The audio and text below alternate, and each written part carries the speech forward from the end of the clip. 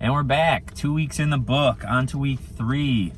No important announcements. We did have an overtime game, so we'll be talking about that. No injuries, luckily, so that's always a positive. We don't ever want to see any injuries. I think everyone followed the COVID guidelines pretty well. Everyone seems to sign the waivers, so I think we're good there. Besides the overtime, we finished on time at all the other games, so that's a plus. So yeah, let's just get right into it. First, we're going to recap week 2. Then we're going to go on to our week 3 preview and picks. And then we're going to do top 3 most elusive males and females. So stay tuned to the end. Top 3 most elusive. That's what we're going to go with today. All right, so recapping week 2. On field 1, we had Uncrushable versus Bold. Uncrushable 18, Bold 13. Greg obviously played in this game. I'm honestly surprised it was this close after seeing the scores from last week. Looks like Boulder's starting to put it together a little more. I mean, what can you add? I mean, I obviously I played, so my opinion could be different. I didn't have a chance to really talk to anybody from Bold, so maybe their opinion is different. At least to our team, it didn't feel close. We jumped out to a 2-score lead almost immediately. We got all the way down to the goal line and had 4 plays to score and didn't do it in the first half.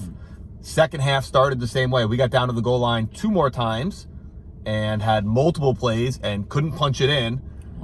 And then they scored late to cut it to a 1-score game. We scored again. They scored as time expired. So in the end, we only won by 1 score, but we were up by 2 scores pretty much the entire game. And we had 3 more chances to punch it in. We just couldn't score. So no offense to them. They were a good team. Anthony definitely made some plays for them. They used him at quarterback actually a little bit, and he had a rushing touchdown. Okay. And he had a couple pass plays as well back there.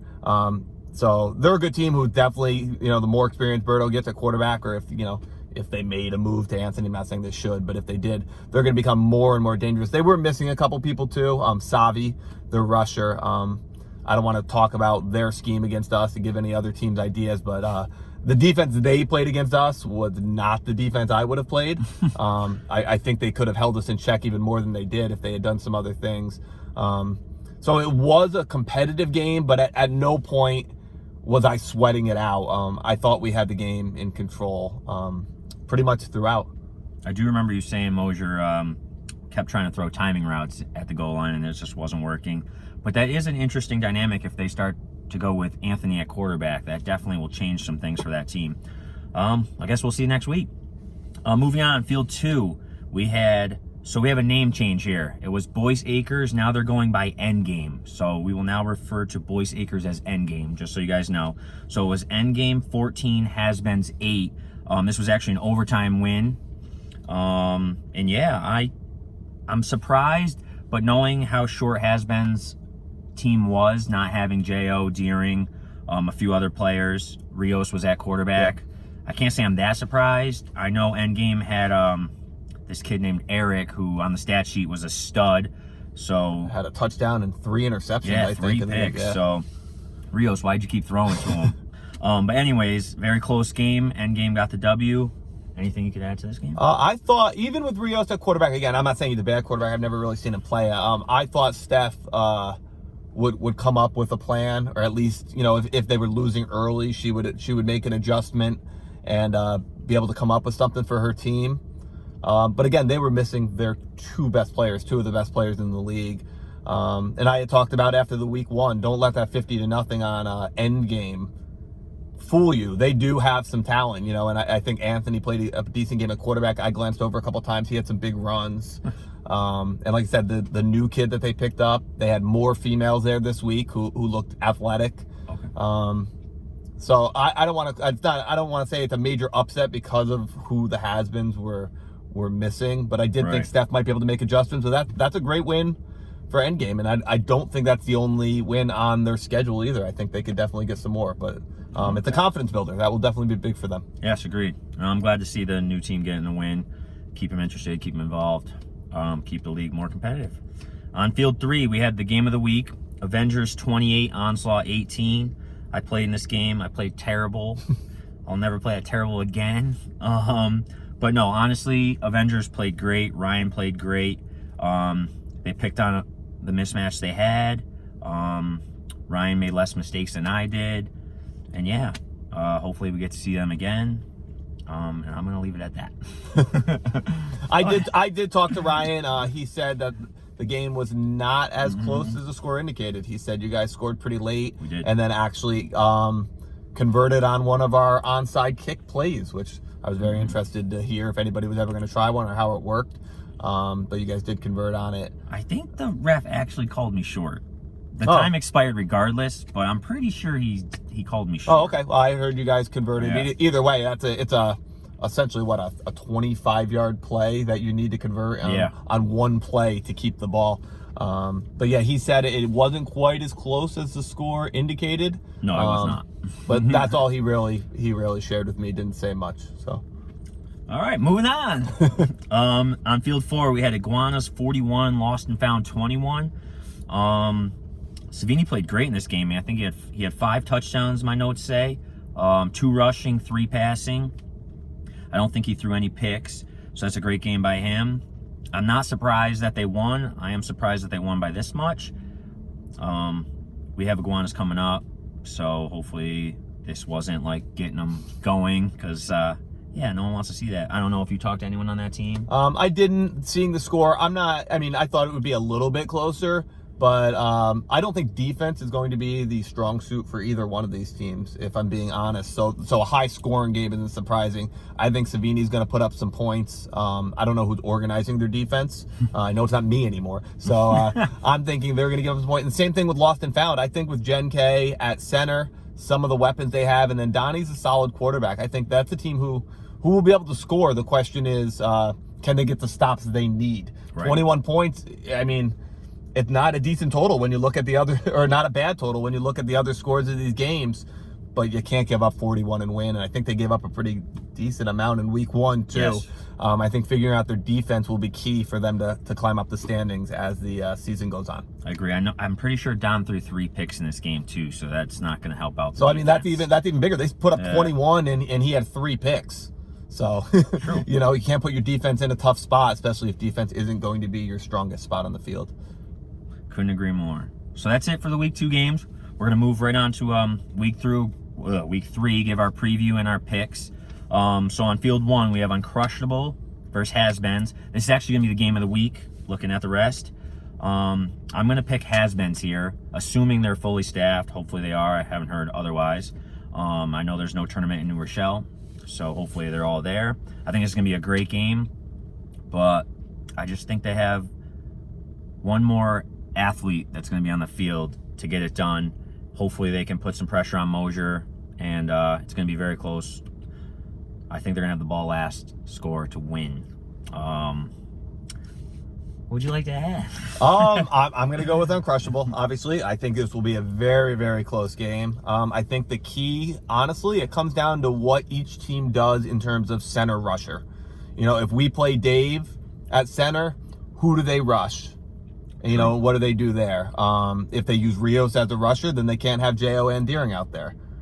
So then we might have a matchup on that direction. If we use a female, do they choose to rush? What do they do? And then if they use Rios at center, they can't have Deering and J.O. I saw last week they were using Steph a lot. She releases. So then I guess they're banking on Deering being able to shake and not get sacked. I think our girls can track him down and put some pressure on them regardless. So I do think the battle comes down to what each team does there. And like I said, I think we've got a couple female rushers who can put some pressure on regardless. And I'm gonna put money on Dave doing a good enough job to give Moj time. I like our matchups there. So that's why I think we're a favorite. I don't know if it's gonna be more than one score. It could come down to extra points, girl touchdowns, stuff like that. All right, should be a good one. On field 2, we have Avengers versus Bold. This should be a fun game because Bold is pretty much Avengers split. I do have Avengers here. Bold is improving each week, but I don't think they're ready for the Avengers and that buzzsaw right now. So I am going to go Avengers by multiple scores, but it should be a good game. Yeah. Same here. I just think the Avengers, talent-wise, I don't think it's crazy. You know, Bold has talent. I think just the organization with Ryan will give his team the advantage here. All right, moving on. Field 3, we have Lost and Found versus Endgame. I'm going to go Endgame here. I think this is going to be a very close game. Lost and Found, if they can limit the turnovers, I think they do have a potential here to upset Endgame, if you want to consider it an upset. But either way, I'm going to go Endgame in a very close one. I think they just have too many athletes, and if you said they had a bunch of females that looked athletic, speed, I'm assuming. So, yeah, I'm going to go Endgame here in a close one, though. I actually flipped back and forth on this one a couple times. The more and more I thought about it, I said, man, you know, Jen's going to give Donnie all types of time, especially against a team with new girls. You know, he's going to have a chance to make plays, but he's got to limit the turnovers. But I'm going to buy on Endgame and their new additions, and Anthony getting some confidence playing quarterback last week. So I'm going to go with Endgame. I'm going to say high scoring. I don't think either defense is going to get many stops. It could just be a bad throw turnover game. So high scoring, but I'll take Endgame by 1. All right. And then on Field 4, we have Iguanas versus Onslaught. Obviously run Onslaught. I'm going to go with Onslaught. I think we're not going to, like, blow them out. I'm going to try, especially after last week. I'm not going to give a score here, but Onslaught's going to win. It should be fun. I like Savini and company, so yeah. See you this week. I'm gonna also pick Onslaught, just because I think your defense is going to be a little better. I expect it to be high scoring, a lot of points on the board here, probably for both teams. But I think in the end, your defense is a little stronger, and that's going to give you guys the win. All right. So that's week 3. So now we're going to get right into our top 3s. Again, we're doing most elusive here. Well, we'll start with the females. I'm going to let Greg go first here on this one. Okay. So let me just take a look at my list. So if you see me looking down, that's why. I had 5 on my list. My 2 honorable mentions are Steph, not known to be the fastest, because in my opinion, elusiveness is moves, but also speed and quickness is definitely a skill that, you know, that makes it or breaks it on if you grab people's flags or not. I do think Steph has some moves, and quietly, you don't get to see it a lot. Allie from Iguanas, I played with her for a few seasons. She is a lot quicker once she gets the ball in her hands than you'd expect. And I actually saw her shake somebody on Avengers last year, and we both kind of looked at each other and were like, whoa, where did that come from? So Allie's not somebody you generally think about with that, but she is. So then my top 3. Spinelli, mostly with the wall last year. I think she got a chance to shine and do a little bit there. She's got a little hip turn move through traffic. I think she stole from Ryan. That's a good move. I've got Frankie at 2. Again, she's not considered like a burner type of player, like big time speed, but she's got moves. And I've got Elena at 1. I think her combination of speed, and she's actually got some moves. She partially shook me on one last year when we played in the A division. I was like, oh, look at that. So that's my top 3 plus a couple honorable mentions for the females. Nice.